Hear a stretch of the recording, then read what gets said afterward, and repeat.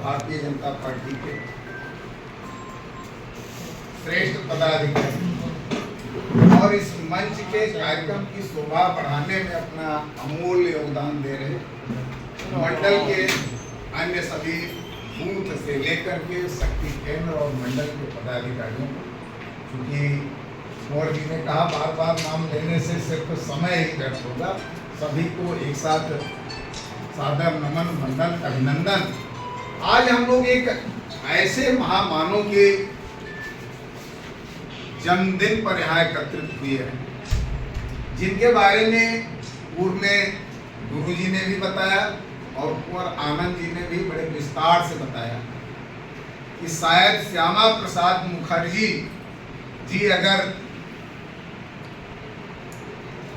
जनसंघ की स्थापना न किए होते, राष्ट्र का, हिंदुत्व का, राष्ट्रीय एकता का भाव न भरे होते, तो आज हम शायद हम लोग यहाँ भारतीय जनता पार्टी के सिपाही के तौर पर यहाँ उपस्थित न होते। यानी भारतीय जनता पार्टी की नींव रखने में उनका अतुलनीय योगदान रहा। वक्ताओं ने बताया कि किस तरीके से उन्होंने देश में विसंगतिपूर्ण कानून, विसंगतिपूर्ण नीति, जिस कश्मीर को भारत का अभिन्न अंग माना जाता है, उसी कश्मीर में भारत के लोगों को जाने के लिए परमिट की आवश्यकता होती है। ऐसे तमाम विषयों से खिन्न होकर के लोग सत्ता के लिए सिद्धांत से विचलित हो जाते हैं। लेकिन श्यामा प्रसाद मुखर्जी जी ने केंद्र में मंत्री पद छोड़ दिया और उन्होंने अपनी टीम के जरिए सुनिश्चित किया कि हम लोग कश्मीर में प्रवेश करेंगे। देखते हैं कौन ऐसा कानून है जो हमको रोके।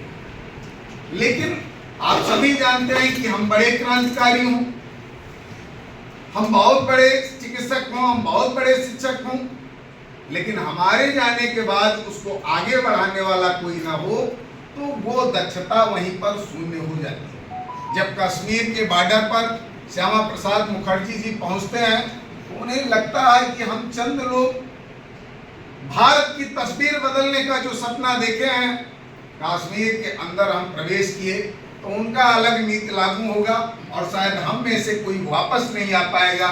फिर इस चिंगारी को आगे बढ़ाने का काम कौन करेगा?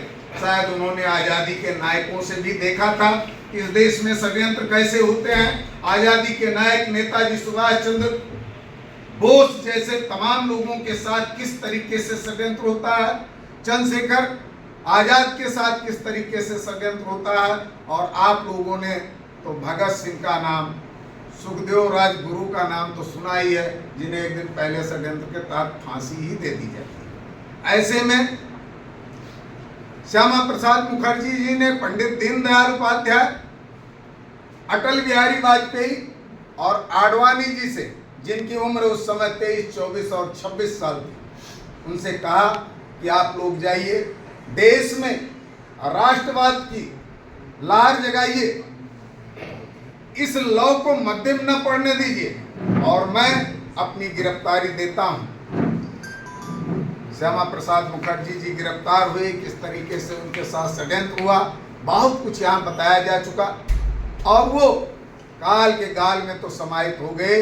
लेकिन उन्होंने जो 3 नौजवान दक्ष करके इस देश में छोड़ने का काम किया था, वो 3 ने 30, 30 ने 300, 300 ने 3000 के क्रम को जोड़ते हुए कोई स्थिति लाके आज खड़ी की कि उसी जनसंघ से निकली भारतीय जनता पार्टी आज देश ही नहीं विश्व की सबसे बड़ी कार्यकर्ता के तौर पर पार्टी है। और उस भारतीय जनता पार्टी की सरकार में 10 वर्षों में काम हुआ, 12 वर्ष पूरा हो गया है, कि जो शायद 6 दशकों की भारत की सरकारें नहीं कर सकती। वो चाहे आर्थिक मजबूती हो, चाहे सामरिक मजबूती हो और चाहे वैश्विक पटल पर कूटनीति मजबूती हो। इस देश में सैनिकों के सर कटते थे तो हमारे देश की सरकारें सिर्फ निंदा करके रह जाती थीं। और जिसमें मनमोहन सरकार में हेमराज जो यूपी के थे, उनके बारे में भी आप लोगों ने सुना।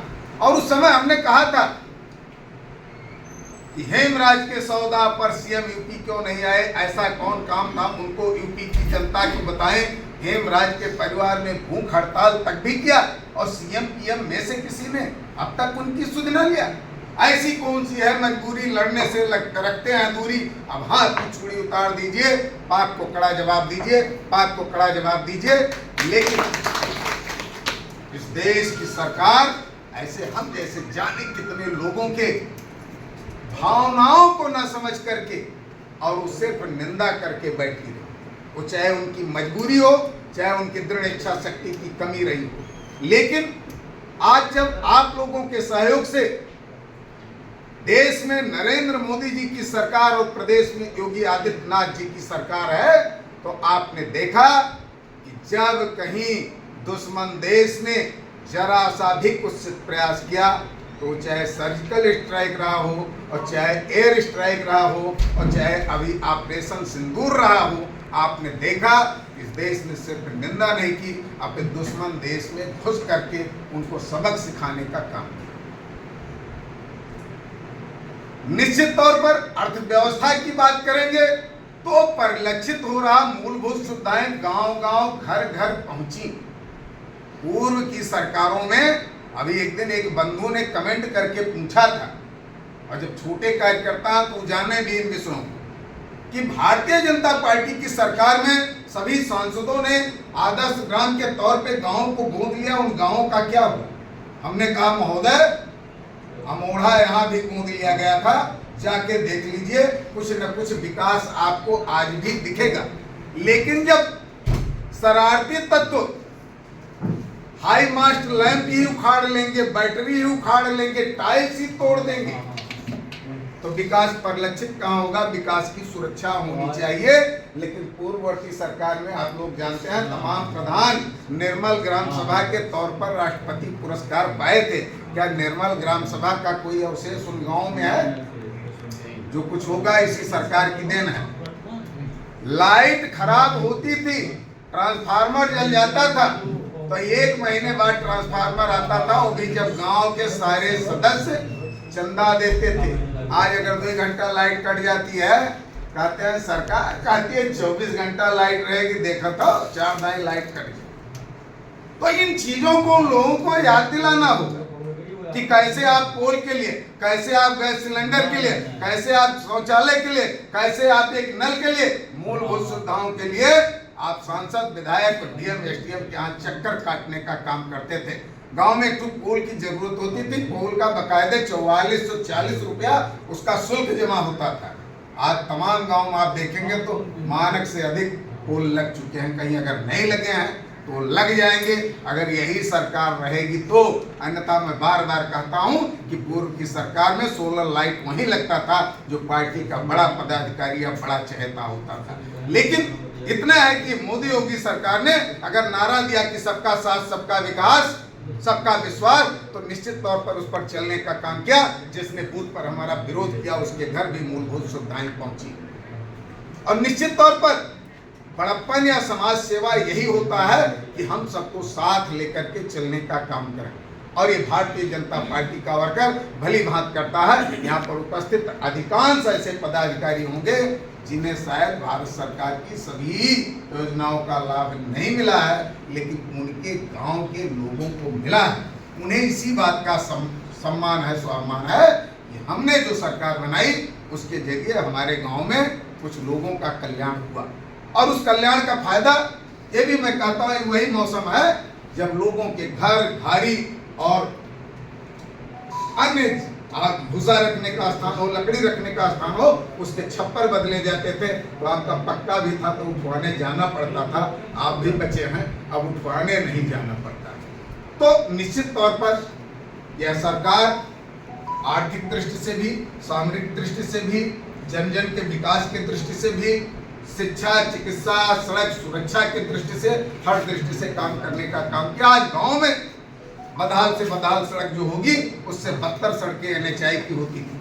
हाँ, इसका मतलब ये नहीं कि NHI भ्रष्टाचार करे और पिछले साल ये लोग लेपन कार्य कर रहे थे, तब मैंने कहा था इन्हीं गिट्टियों को वीडियो जारी किया था, इसी को उखाड़ करके और इसी को पुनः ला करके इसमें डालने का काम कर रहे हैं। कुछ लोगों ने समझाया था कि 50-50 योजना के तहत काम है। मैंने RTI ला करके इन्हीं DM महोदय को, जिनके पास मनोरमा लंबित है, इनको बताने का काम किया था कि मिलिंग मटेरियल नॉट अलाउ का रूल है, भाई कैसे कर रहे हैं। आज गड्ढा हो रहा है, जिम्मेदार न तब बोले ना बोले, लेकिन यातायात करने में आपको असुविधा होती है, ये हम लोगों की जिम्मेदारी है। किसी एक व्यक्ति के भरोसे न रहिए। अगर सरकार की योजनाएं कहीं किसी के कमी के चलते दूषित हो रही हैं तो उसे घेरने का काम होना चाहिए। और अंतिम विषय में आप लोगों से इसके तहत ये कहूँगा कि बहुत बड़ी आप चिंगारी नहीं पैदा कर सकते, लेकिन यही शक्ति भाई हैं, अगर इन्होंने 3000 का फास्ट टैग लगा लिया तो पूरे देश में पूरे साल, ये हमारी सरकार की योजना है, कहीं भी गाड़ी लेके आ जा सकते हैं। और हमारे टोल का नियम क्या, हम लोकल हैं तो हम 300 कुछ रुपए का पास बनावे महीने भर के लिए, तो साल का 3600 रुपया हुआ। वो भी बस्ती वाले, एक मड़वा नगर का बनवाओ, एक चौकड़ी का बनवाओ। इसी को लेकर के 2012 से निरंतर मेरा विवाद है। और यही हरैया में SDM कार्यालय पर प्रशासनिक अधिकारियों, NH के अधिकारियों के बीच हुए बैठक में ये हुआ था कि अगर सुगम और सुरक्षित यातायात के तौर पर आप पब्लिक को सुविधाएं नहीं दे पा रहे हैं, आप लाइट नहीं दे पा रहे हैं, आप बैरिकेडिंग नहीं दे पा रहे हैं, आप जो है CCTV फुटेज नहीं दे पा रहे हैं, आप खुले चौराहों पर अंडरपास नहीं दे पा रहे हैं, तो इनको छूट देने का काम कीजिए। लेकिन होता क्या है कि आए दिन टोल पर हमने आप में से कोई न कोई परेशान होता है, उसे टोल के नाम पर परेशान किया जाता है। तो इनका सिस्टम स्पष्ट होना चाहिए कि ये लोकल को आने जाने देंगे या नहीं आने जाने देंगे। अगर ये बंद करें तो सबको बंद कर दें, और जिस दिन UP 51 के सारे नंबरों का आवागमन रोकेंगे, जनता अपना नियम उसी तरीके से बना लेगी जैसे अभी 3-4 महीना पहले अधिवक्ताओं ने अपना नियम बनाने का काम किया। और अन्यथा जन जन में विभेद नहीं होना चाहिए। चूंकि हम समता वाली पार्टी के लोग हैं, ये नहीं कि चंद्रमणि पांडे हो या उनके लोग हों तो आप छोड़ दो, और एक सामान्य व्यक्ति हो तो उसकी गाड़ी को रोकने का काम करें। वो निश्चित तौर पर इसको लेकर के आगामी सोमवार को जिस तरीके से हजारों मोटरसाइकिल यात्रा निकाल करके हमने मनोरमा पर जिला अधिकारी कार्यालय को घेरने का काम किया, SDM कार्यालय को घेर करके ये पूछने का काम किया जाएगा कि इनकी नीतियां स्पष्ट हों, लोकल सुगमता से चलने का काम करेंगे कि नहीं करेंगे। क्योंकि हमारी लोकल की जनता अगर परेशान होगी तो उससे कहीं ना कहीं छक सरकार की खराब होती है। अगर सरकार 3000 में पूरे देश में चलने की व्यवस्था बना रखी है तो किस आधार पे 300 रुपए का पास 1 महीने के लिए बनाएंगे। इनको पास बनाना हो तो पास का दर सस्ता करें और ये तय करें कि दोनों टोलों में से किस टोल का ये शुल्क लेने का काम करेंगे, या तो फिर UP 51 फ्री हो। और सबसे बड़ी चीज, आपके गांव में कोई छोटा सा एक मुकदमा होता है, बात रखनी चाहिए, और उस मुकदमे में वो स्टे हो जाता है, तो इसके बाद क्या होता है, दोनों पक्ष तब तक के लिए रुक जाते थे। अगर टोल प्लाजा चौकड़ी को नोटिस जारी हो गई है, इनको जवाब दाखिल करना है, टोल कब हटेगा हम नहीं जानते। जनहित में उसे अगर जनहित याचिका को स्वीकार कर लिया गया है तो जब तक फैसला नहीं आता ये किस आधार पर टोल लेने का काम करते हैं। इनको तो टोल तब तक जब तक फैसला ना आ जाए लेना ही नहीं चाहिए। और ये बस्ती वालों से टेल लेंगे, ये हम अपने उच्च अधिकारियों से भी बात करें और अपने पदाधिकारियों से भी बात करने का काम करें, क्योंकि ये कहीं न कहीं नासूर बनता जा रहा है और लोगों को लगता है कि सरकार की मिली भगत से वसूली हो रही है, जबकि सरकार का लक्ष्य हमने बताया कि किस तरीके से 3000 में पूरे देश में 1 साल के छूट की आपको बात रखी गई है। बहुत ज्यादा न करते हुए हम अपनी वाणी को विराम देंगे इस बात के तहत कि कहा गया है कि राम को यदि आदर्श मानते राम तुम्हें भी बनना होगा। अगर हम श्यामा प्रसाद मुखर्जी, पंडित दीनदयाल उपाध्याय, अटल जी, आडवाणी जी को अपना अग्रज मानते हैं तो निश्चित तौर पर उनके पथ पर हमको चलने का काम करना होगा। हमको सिद्धांतों को लेकर के, जन जन की समस्याओं को लेकर के लड़ना होगा। इसी के साथ हम अपनी वाणी को देंगे विराम। जय हिंद, जय भारत, जय जय।